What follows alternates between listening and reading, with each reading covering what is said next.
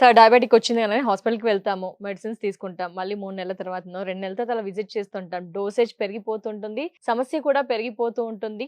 దీనికేమైనా full stop పెట్టొచ్చు అంటారా sir? అలాగే చూసుకుంటే అరికాళ్ళలో మంటలు ఉంటుంటాయి సార్. అవును. వీటన్నిటికి ఏమైనా మంచి మార్గం మీ దగ్గర ఉందా సార్? ఇప్పుడు మీరన్నట్టు ఏందంటే టాబ్లెట్స్ వాడుతూ ఉంటారు. నంబర్ ఆఫ్ టాబ్లెట్స్ పెరుగుతాయి. డోసెస్ పెరుగుతాయి. హ్మ్. ఇన్ స్పైట్ ఏంటంటే షుగర్ కంట్రోల్ అనేది అంత ఎఫెక్టివ్‌గా ఉండదు. ఉండదు సార్ అది. సో ఇలాంటప్పుడు ఏంటంటే మీరన్నట్టు ఏందంటే ఒకసారి షుగర్ వస్తే మనోళ్ళకు ఉన్నటువంటి అవగాహన ఏంటి అనంటే టాబ్లెట్స్ తీసుకుంటున్నాను కదా! నాకు ఇంకేం కాదు అనుకుంటారు. డయాబెటిస్ మేనేజ్‌మెంట్ అనేది ఓన్లీ టాబ్లెట్స్ కాదు. ఈ అవునా విషయాన్ని సార్? ప్రతి ఒక్కరు గ్రహించాల. హ్మ్. డయాబెటిస్ అనేది ఒక ఫుడ్‌కి సంబంధించిన డిసార్డర్ అది.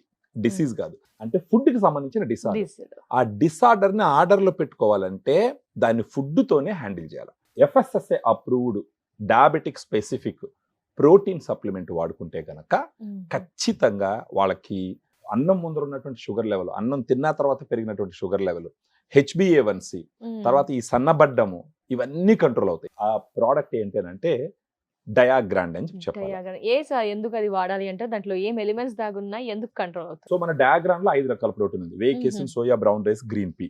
అది కూడా 100 గ్రామ్ పౌడర్ లో 25 గ్రామ్స్ ప్రోటీన్ ఉంటుంది. అంత ఎక్కువ ప్రోటీన్ ఉన్నటువంటి ఇది మనది. వేరే వాటిలో చూసినట్టు 20.2, 20, 18 అలా ఉంటుంది అనమాట. సో దీన్ని ఉదయాన్ని ఒకసారి సాయంకాలం ఒకసారి తీసుకున్నారనుకోండి భోజనానికి ముందర, అది ఏం చేస్తుంది అంటే ఫస్ట్ ఆఫ్ ఆల్ వాళ్ళు తాగంగానే ఇది పోయేసి ఆకలి కానికుండా చేస్తుంది.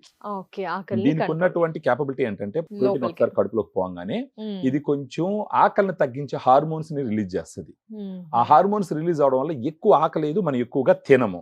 ఎక్కువగా తినలేదంటే గ్లూకోజ్ లెవెల్ ఇమ్మీడియట్ గా పెరగదు. ఇంకొకటి గ్లూకోజ్ లెవెల్ పెరుగుతుంది, ఇన్సులిన్ సరిగా పనిచేయట్లా, అందువల్ల ఈ గ్లూకోజ్ మజిల్ లోకి వెళ్ళట్లేదు. కాబట్టి షుగర్ లో గ్లూకోజ్ లెవెల్ ఎక్కువగా ఉంది. మనకున్న ఈ డయాగ్రామ్ తీసుకోవడం వల్ల ఏమవుతుందంటే ఆకలి తక్కువ ఉంటుంది కాబట్టి ఎక్కువ తినరు. సో ఆటోమేటిక్ ఎక్కువగా పెరగదు. అదొకటి. మజిల్ కూడా ఈ షుగర్ అందుతుంది కాబట్టి మజిల్స్ కూడా గట్టిగా చేయాల్సిన పని చేస్తాయి.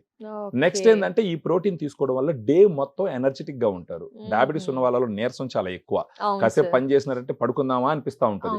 ఆ ఇదిని తగ్గించడానికి డయాగ్రామ్ చాలా బాగా పనిచేస్తుంది. దాంతో పాటు డైటరీ ఫైబర్ ఉంటుంది. Dietary fibre almost 14 grams for 100 gram powder ఉంటుంది.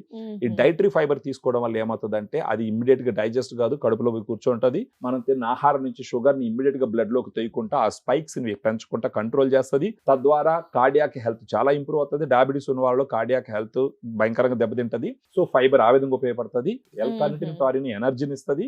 ఐనోసిటల్ మళ్ళీ ఇన్సులిన్ బాగా పనిచేసేటట్టు చెప్తుంది.